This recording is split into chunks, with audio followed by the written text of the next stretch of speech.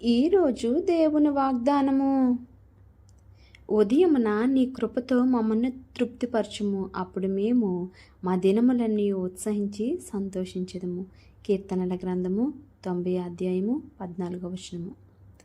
మనము ఉదయం మొదలుకొని ఆయన కృప ఎప్పుడైతే మనకి ఉంటుందో అప్పుడంట మన ఆ దినము అంతా కూడానంట మనమంట సంతోషంగా ఉంటామంట, ఉత్సాహంగా ఉంటామంట. ఆయన కృప ద్వారా మనము తృప్తిపరచబడతామంట.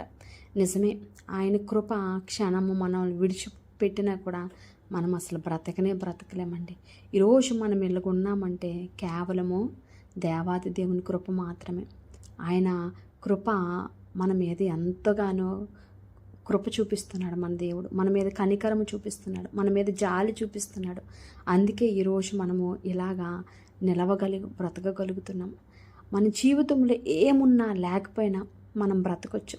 మన ఇరుగు పొరుగు వారు, మన కుటుంబ సభ్యులు, మన చుట్టాలు, బంధువులు అందరూ మనం విడిచిపెట్టినా మనం బ్రతకగలం. కానీ దేవుని కృప మనల్ని క్షణం విడిచిపెట్టినా కూడా మనం బ్రతకలేము. అందుకే దేవుని కృపతో మనల్ని తృప్తిపరుస్తూ అప్పుడంట మన దినమంతా కూడా, మన దినములన్నీ కూడా ఉత్సాహించి సంతోషిస్తామంట. అందుకే మనం ఎప్పుడు కూడా ఆయన కృప ఆవరణంలో మనం ఉండాలని, ఆయన కృపలో మనం బ్రతకాలని, దేవుని యొక్క చిత్తంలో మనం ఉండాలని, ఎల్లప్పుడూ ఆయన్ని ఘనపరిచేవారుగా మనం ఉండాలని. దేవుని కృప ఏ రోజు కూడా మనల్ని విడిచిపెట్టడానికి వీల్లేదు.